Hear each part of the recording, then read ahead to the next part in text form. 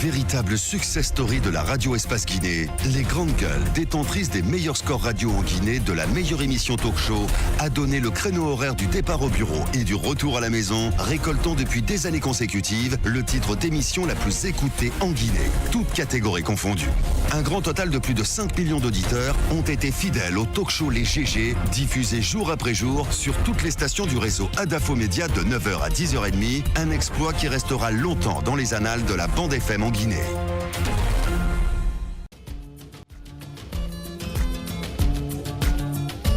Tous les soirs, vous avez accès à cette émission sur Suite FM Guinée 99.3. Mesdames et messieurs, vous le voyez à l'écran, le grand horaire à suivre, évidemment, avec nos invités ce matin. On parle politique, opération de déguerpissement sur le site de centre directionnel de Coloma. Cette mise au point des autorités guinéennes. Désormais, ces opérations donc vont se poursuivre, mais uniquement dans les domaines qui avaient été entièrement libérés en 1997 et 98. On en parle ce matin avec le président de Modèle, évidemment, il faut le dire. Et qu'en pense le parti Modèle, quelle approche de solution en ce qui concerne évidemment ces déguerpissements.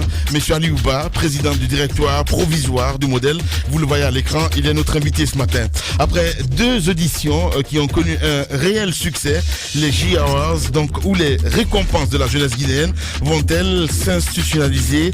Titi pose cette question ce matin. C'est du moins ça, tout le rêve qui caresse désormais les organisateurs.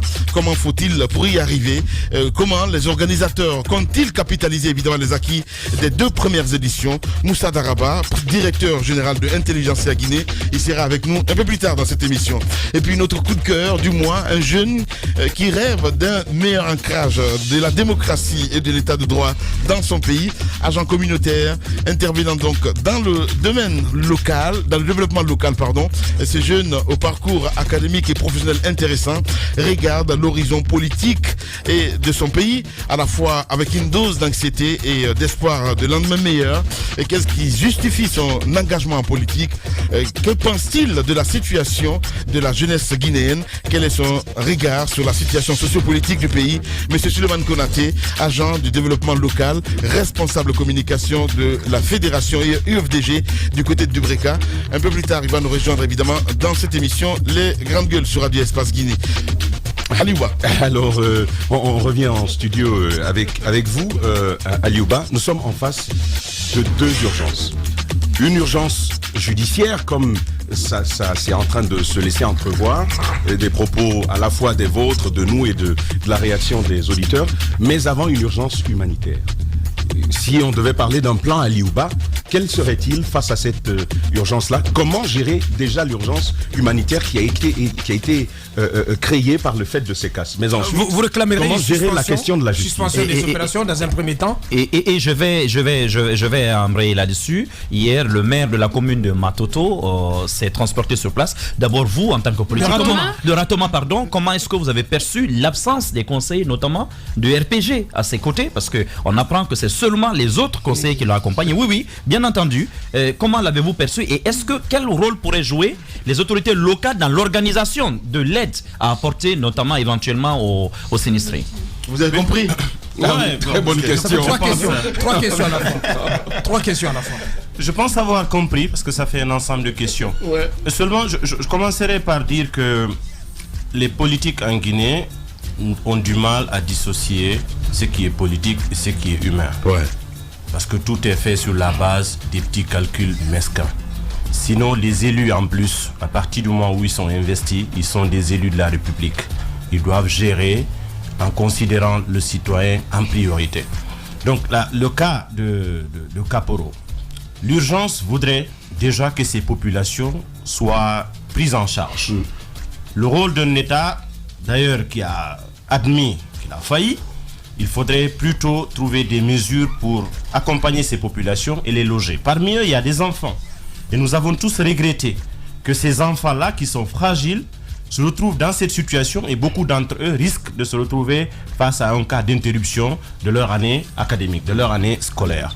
L'État doit pouvoir identifier les personnes concernées et procéder, si vous voulez, par catégorie, selon la fragilité des populations concernées, et trouver des moyens d'urgence pour les faire héberger.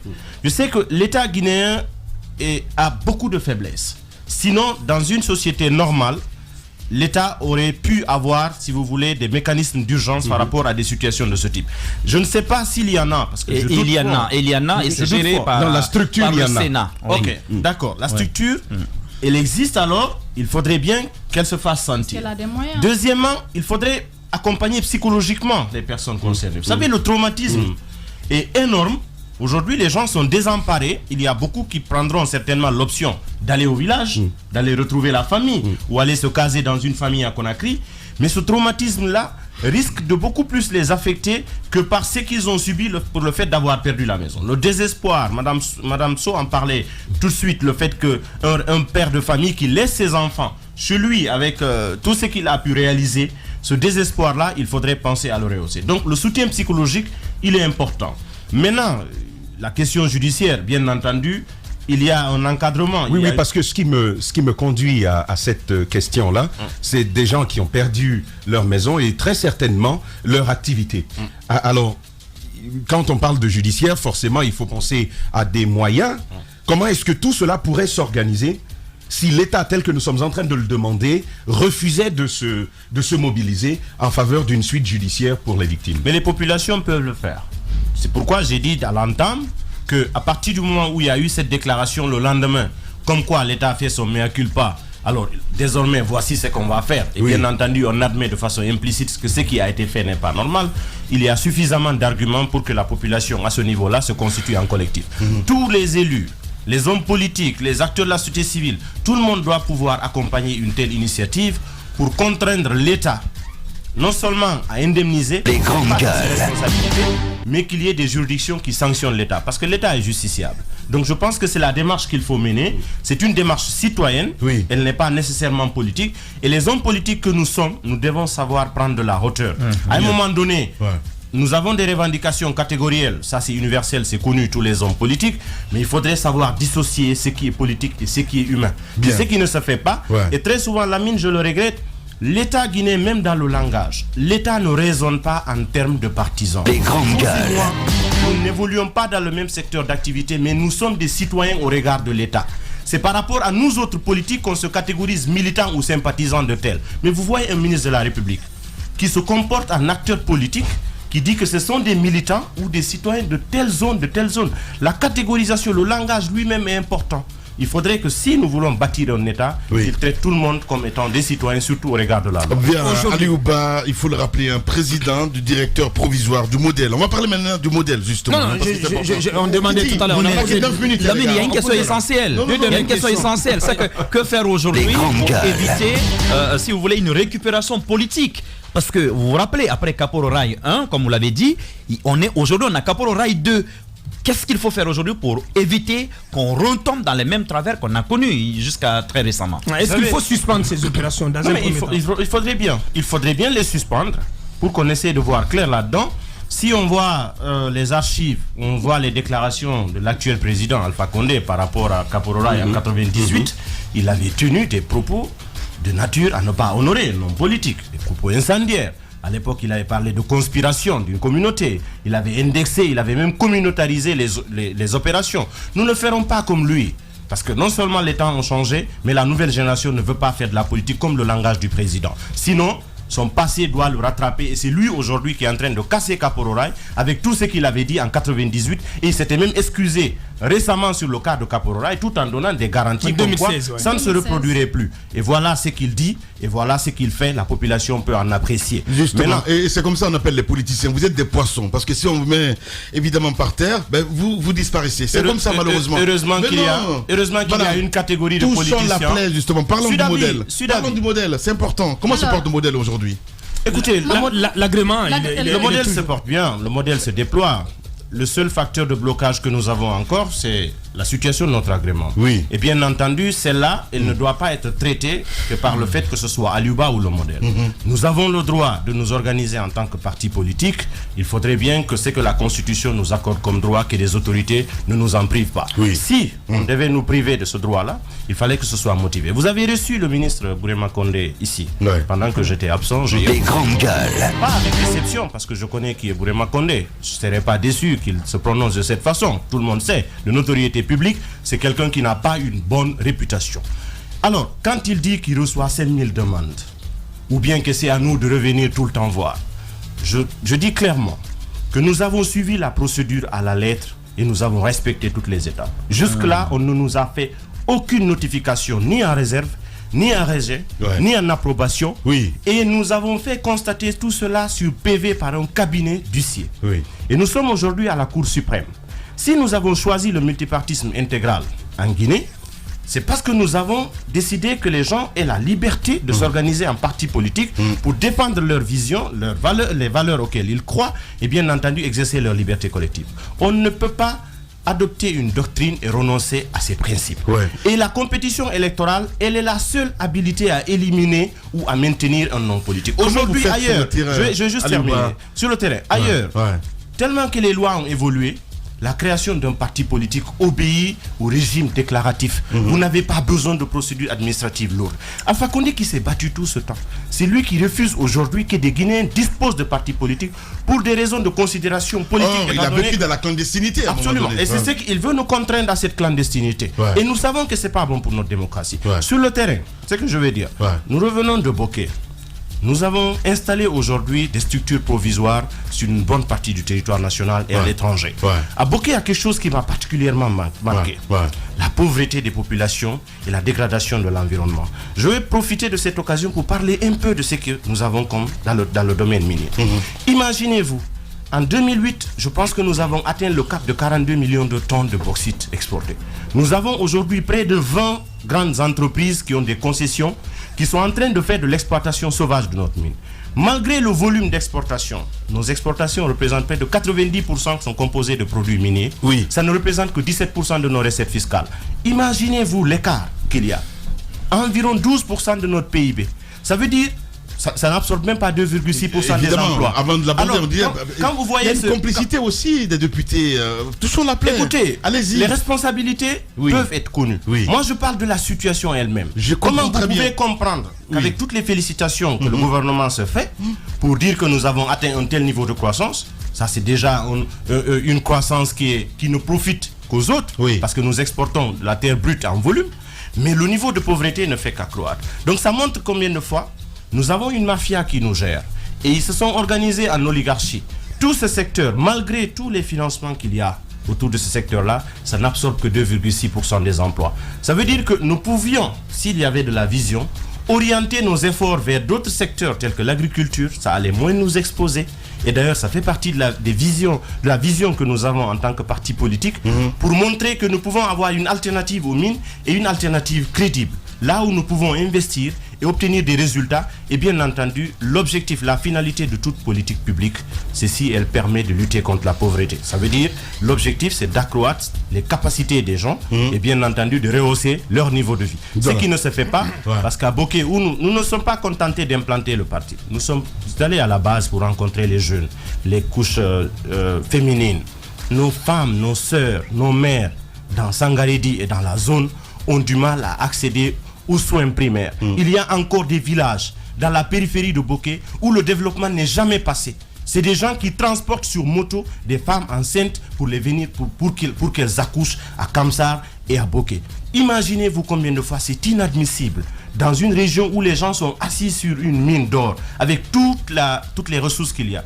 Tapis dans l'ombre à Conakry ici, il y a des gens dans les bureaux climatisés qui sont dans la sous-traitance, qui ont plus de 100 camions, 200 camions dans le transport, qui font payer ça énormément. Ils sont là, ils s'enrichissent sur le dos de cette pauvre population. Tout le long de la route, je vois des enfants à 10 heures qui ne vont pas à l'école, ils ramassent le bois, ils sont en train de traîner. Moi, ça m'a marqué. Moi, je ne suis pas un homme politique qui veut... Les grandes gueules. Si vous voulez, d'une situation, il y a la population à la base, elle mérite mieux. Mais nos gouvernants sont des vampires. C'est inadmissible ce qui se passe à Boké. Et quand on prend par exemple le niveau des infrastructures, c'est autre chose. Non, mais je suis d'accord avec toi un peu pour une fois. Les infrastructures, mais aussi l'environnement. L'environnement à Liouba, parce que quelquefois il y a des destructions qui se font. Est-ce qu'on pense un peu à l'après-mine, après les mines? Parce que la vie de la Guinée, des citoyens à la base, ne se résume pas aux mines. Est-ce qu'en détruisant ainsi l'environnement, on peut penser à une vie quelques années plus tard dans cette localité? Je ne pense pas. À ce rythme, parce qu'à Sangaredi, par exemple, c'est comme s'il n'y a aucune couche entre le soleil et vous. Vous ressentez le soleil à 9h du matin. C'est impossible de sortir. Ça devient la localité la plus chaude du pays. Je transpirais toute la journée et j'ai imaginé cette population qui vit ici aussi au quotidien. Partout, ce sont des carrières ouvertes, béantes. Il n'y a pas de reboisement. Alors qu'il y a une délimitation faite et on doit faire obligation à ces entreprises-là de s'impliquer dans le reboisement. Il y a aussi la complicité des structures locales, les gouverneurs, préfets, les sous-préfets. Ils sont tous impliqués parce qu'à partir du moment où on reverse ce qu'on doit à la population locale, on appelle contenu local et tout ça, la population ne touche rien. Et il y a des villages qu'on a fait déménager. Aucune compensation, les enfants sont perdus dans la rue. On prépare des exilés. C'est pourquoi la Guinée, nous n'avons jamais connu la guerre civile, Dieu merci, mais nous sommes l'un des plus grands pays pourvoyeurs de demandes d'asile dans le monde. Et ça ne nous fait pas honneur. Nous voulons lutter contre ça. Mais ici, c'est la conséquence de la mauvaise gouvernance dans notre pays. Et c'est vraiment pas... Les Guinéens sont intelligents. La plupart qui meurent dans la Méditerranée et au niveau du désert, ce sont des jeunes diplômés ou qui ont du potentiel. Pourquoi cela? Nous, ça nous indigne en tant que parti politique. La jeunesse mérite mieux que ça. Bien, parle de courant. Non, parle de courant justement, parce que Tambal parle de courant. Je veux dire, il y a le courant de Sidya Touré aujourd'hui. Hein. C'est bien cela? Le courant de Sidya Touré. La convergence de l'opposition démocratique. Je parlais de la code. Ah d'accord. Je voulais lui parler de la politique. Ah oui, c'est l'actualité. C'est aussi la code. La code. Des mots, qu'est-ce que vous avez pensé de la code? Et pourquoi vous n'êtes pas membre? Est-ce que vous êtes tenté à y rejoindre, la code? Écoutez, j'ai suivi ça avec beaucoup d'attention. C'est toujours important que les gens se regroupent. Il faut contextualiser. Vous savez, 2020, et a priori, on considère que c'est ouvert. À partir du moment où l'actuel président ne sera pas candidat par principe, ça veut dire que chacun pense qu'il faut jouer sa carte joker. C'est compréhensible. C'est pourquoi vous avez des agitations. Que les gens se regroupent, c'est bien. Seulement qu'il faut éviter systématiquement que cela ne soit fait que sur la base des petites mesquineries. Pourquoi je le dis? Nos aînés, quand même. C'est votre sentiment? Écoutez, c'est le sentiment que vous avez aujourd'hui. Il faut assumer. Je dis clairement. Est-ce que vous avez le sentiment que c'est sur la base des rivalités personnelles que la code est née? Je veux répéter. Les grandes gueules. C'est important que les gens se regroupent, mais pas sur la base des petites mesquineries. Je le démontre. Non, je le démontre. Vas-y. T'es pressé. C'est ce que je suis en train de dire. Nos aînés nous ont montré quelque chose qui ne doit pas être réédité par les jeunes. Il y a eu plus d'égocentrisme dans leur façon de faire. Les uns et les autres se calculent par le fait du visage de X ou de Y, et c'est ce qui les a amenés à un échec. Il y a un esprit républicain qui doit se développer. Les plateformes doivent exister parce que les gens peuvent s'organiser en fonction de leurs intérêts et surtout de la proximité de leur courant. On ne peut pas être contre ça. C'est universel, ça ne se fait pas qu'en Guinée. Mais si la base, c'est de dire que... Pensez-vous qu'il n'y a pas de sincérité en ce qui concerne évidemment ce courant? J'attends de voir les actes qu'ils vont poser. Pour le moment, ils sont en gestation. Vous serez tenté à les rejoindre un jour ou l'autre? Écoutez... Parce que pour le moment, vous n'êtes membre d'aucune plateforme. Mais justement, en attendant notre agrément. Nous sommes respectueux des textes de loi. Mais il y a d'autres mouvements à l'intérieur de la code. Nous ne savons même pas les critères de la code. Ah, vous n'avez pas été démarché jusqu'à présent? Non, pas du tout. Pas du tout. Personne ne nous a parlé de ça, en dehors de ce qu'on a vu dans les médias. Ce sont les grandes gueules. Le modèle, est-ce que vous seriez intéressé à en faire? Je ne serai pas le seul à décider de ça.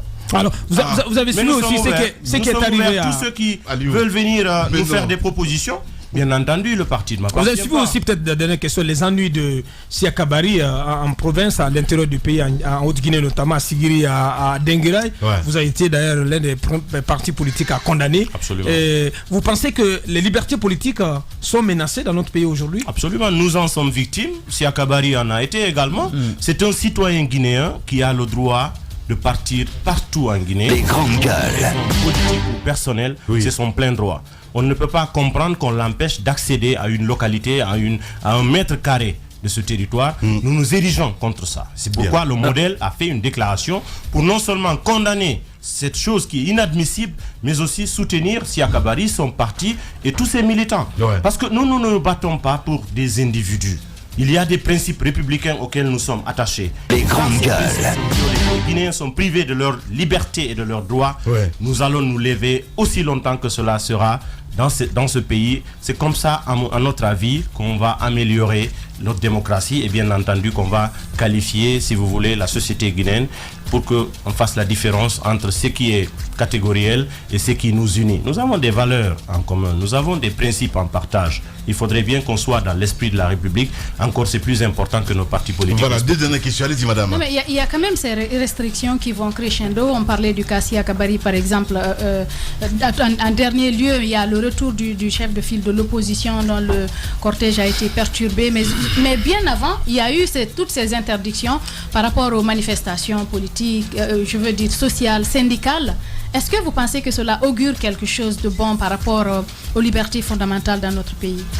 Non, pas du tout, parce que tous les jours que Dieu fait, l'État pose des actes de nature à le décrédibiliser et à faire fuir la confiance. Nous savons que le développement ne peut pas se faire sans la confiance. Et quand on parle de confiance, c'est dans la qualité du fonctionnement des institutions, c'est dans les rapports que ces institutions ont avec les citoyens, c'est la perception du citoyen. Ce que c'est que l'État, c'est sa connaissance des lois.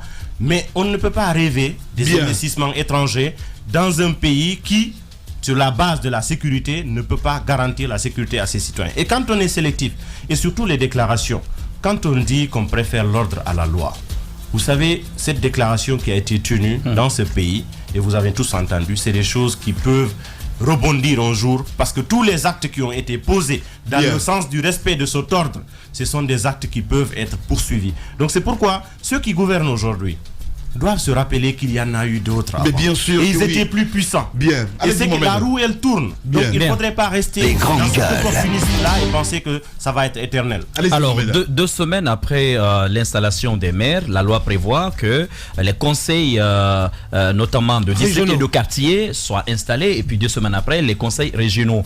Aujourd'hui, on entend le ministre de l'administration du territoire qui dit clairement que, parce qu'il y a eu des problèmes pour l'installation des maires, c'est mieux de laisser les chefs de quartier tels qu'ils sont. Quel est votre sentiment quand vous entendez un tel discours? C'est la gouvernance par les humeurs, par les désirs. Sinon, je pense que la loi encadre tout ça. Il n'appartient pas au ministre de dire parce que. D'abord, il a été au cœur de toute cette pagaille qui nous fait honte. Aujourd'hui, nous avons des pays qui ont fait 10-15 ans de guerre civile, qui ont été des pays voisins, qui organisent 6 élections le même jour. La Sierra Leone, le Libéria, on fait des recours normalement, on installe les gens dans les délais prévus, ça ne nous honore pas. Ce sont des réfugiés libériens, sierra-léonais, que nous avons abrités chez nous, qui sont rentrés chez eux, qui sont en train de faire leur démocratie. Nous suivons ce qui se passe au Sénégal. Nous sommes prompts à prendre les bons exemples. Nous avons des ministres indélicats ici, qui s'immiscent pour faire du gangstérisme, c'est du banditisme administratif dans les trucs. Mais c'est clair, on vient usurper en pleine journée, c'est au vu et au su de tout le monde, on ramasse tout, on dit c'est pas... Non, c'est extraordinaire. Ça doit nous interpeller. T'as une dent contre Brahma Condé. Non, mais c'est pas pour Brahma Condé. Franchement, l'ami, ça ne nous honore pas. Ça ne nous honore pas du tout qu'un ministre de la République se comporte comme cela. C'est du banditisme, c'est inacceptable. Gangster. Allez, Ouba, notre invité ce matin. Il se passe dans la vie politique tant d'événements inattendus, bizarres, que la Guinée paraît fumer la moquette. Chez les GG, la politique, vie de société, les grandes gueules, pour l'intérêt de la Guinée.